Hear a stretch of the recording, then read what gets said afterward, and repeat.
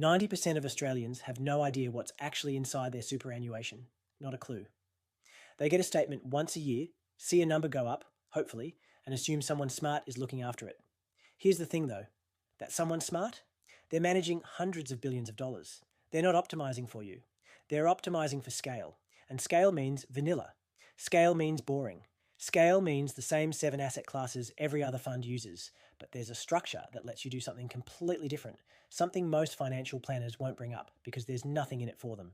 It's called a self-managed super fund, and if you've never seriously looked at what you can actually put inside one, buckle up. Let's start with what most people assume.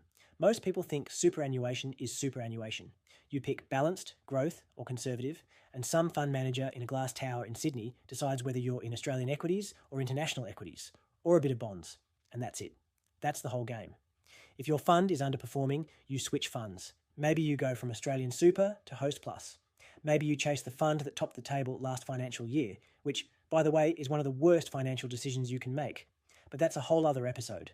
The assumption buried in all of that is that your only real lever is picking the right fund, that you're a passenger, that the investment menu is fixed, the options are limited, and the best you can do is choose between someone else's choices.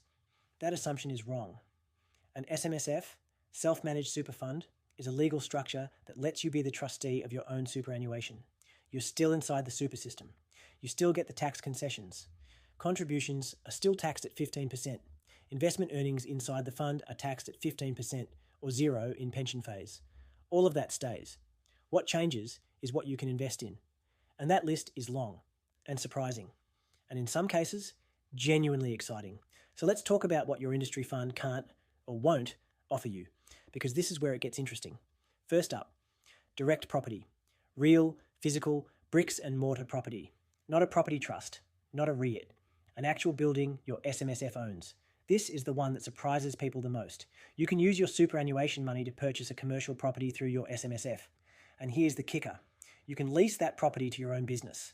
Your SMSF buys a warehouse, a shop front, an office. Your business rents it. Your business pays rent at market rates, which it can deduct. The rent goes into your super, where it's taxed at 15%. And when you eventually sell that property in pension phase, capital gains can be zero. That structure is completely legal. The ATO has blessed it. It's called business real property, and it's one of the most powerful wealth building plays available to Australian small business owners that almost nobody is using. Now, there are rules. The property has to be genuinely commercial. It can't be your holiday house. It can't be property you or a related party lives in. And if you want to borrow inside the SMSF to buy the property, which you can do through something called a Limited Recourse Borrowing Arrangement, or LRBA, the loan structure has strict rules and you need to get the paperwork exactly right. But the point stands. Your industry super fund cannot offer you this. Full stop. Second, physical gold and precious metals. Australian SMSFs can hold allocated gold, real gold, bars or coins held in a secure vault on your fund's behalf.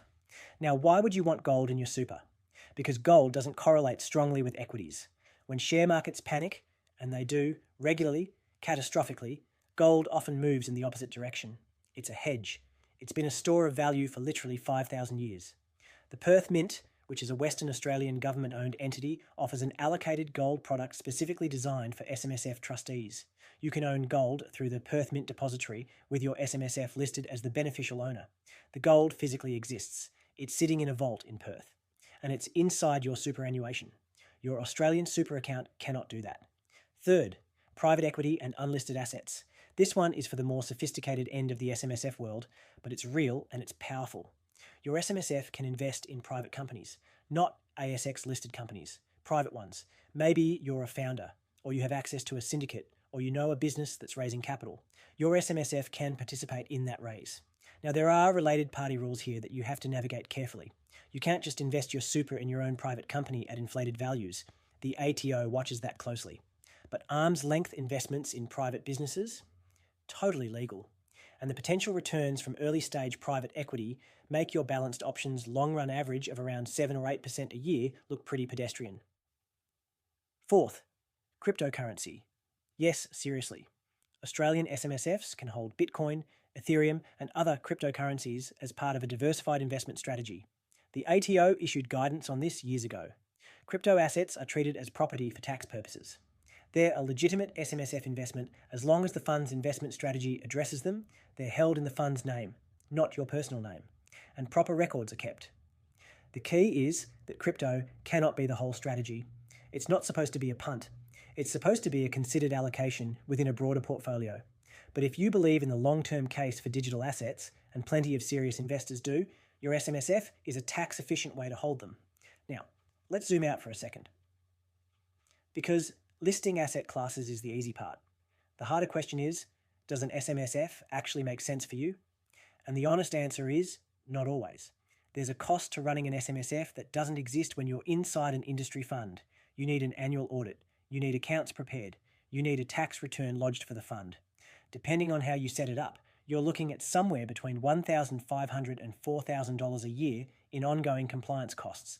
If your balance is $50,000, those costs eat you alive as a percentage.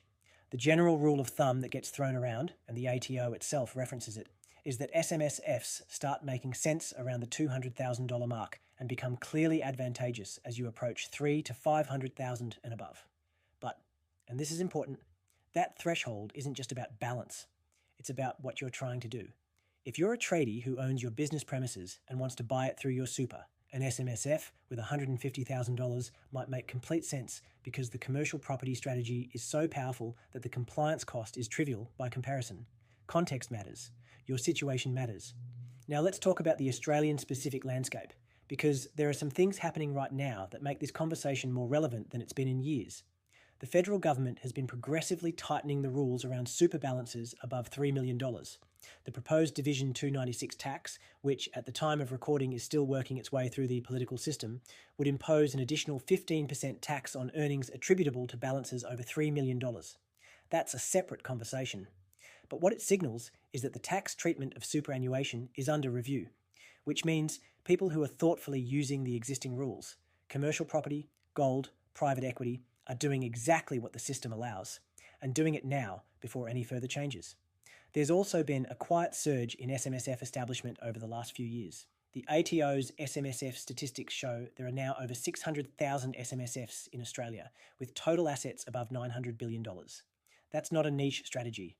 That's an enormous chunk of Australia's retirement wealth controlled by ordinary Australians who decided they wanted to be in the driver's seat. And increasingly, those Australians are combining SMSFs with other strategies. The really clever play, and this is the hidden yield angle, is using an SMSF not as a replacement for your investment strategy, but as the legal wrapper that makes your existing strategy more tax efficient. You were going to buy commercial property anyway. Do it through your SMSF. You were going to allocate 5% of your portfolio to gold anyway. Do it through your SMSF. You're already investing in private companies through your network. Do it through your SMSF. The super tax concessions are some of the most generous in the world. Using them more cleverly isn't a trick. It's just not leaving money on the table. So if you're listening to this and thinking, all right, where do I actually start? Here's the practical path. 1. Check your balance. If you're under $150,000 in super, the SMSF conversation is probably premature unless you have a very specific reason, like the commercial property strategy. If you're over $200,000, start paying attention. 2. Get a fee-for-service financial advisor, not one who earns commissions, to model your specific situation. Yes, there's a cost up front. It's worth it. The difference between a good SMSF structure and a bad one is not marginal. It's compounding over decades. 3. Understand the trustee obligations before you commit. As an SMSF trustee, you are legally responsible for the fund's compliance. You need to understand the sole purpose test, which means the fund has to exist for the purpose of providing retirement benefits, not for personal enjoyment or short-term access. You need to keep meticulous records. You need to lodge on time. This is not a set and forget structure. It rewards engaged trustees and punishes lazy ones. 4. If the commercial property angle is interesting to you, and it should be if you run a business, get a specialist SMSF lawyer to look at the business real property rules before you do anything. The related party transaction rules are real, and the ATO does audit them. Getting the structure right from day one is infinitely cheaper than unwinding a mistake. 5. Use a proper SMSF platform. There are good ones now, BGL, Class Super, that take a lot of the administrative pain out of running the fund. The days of shoebox record keeping are over. These platforms automate bank feeds, track your investment register, and make the annual audit process vastly less painful. The bottom line is this: your industry super fund is not looking after your money the way you think it is. It's managing a pool. You're a number in that pool. An SMSF doesn't automatically outperform. In fact, plenty of SMSFs underperform industry funds because their trustees panic, overtrade, or concentrate too heavily in property without enough diversification. But an SMSF gives you access to strategies that simply don't exist inside the retail super system. Commercial property, physical gold, private equity, crypto, direct control. The ability to buy your own business premises with pre-tax money and lease it back to yourself. That is not a loophole. That is the system working exactly as intended. The only question is whether you're going to use it. If this episode sparked something for you, explore more at hiddenyield.com.au. There's more where this came from. Practical, no BS content about the wealth building strategies that actually work for ordinary Australians who are paying attention. Tell someone who runs their own business about this one, because the commercial property play alone could be worth more to them than a decade of balanced fund returns. Quick reminder. Everything you just heard is general information only, not personal financial advice. It doesn't take into account your personal circumstances, objectives, or financial situation. Always chat to a qualified, licensed professional before making any financial decisions. Now go get more. hiddenyield.com.au.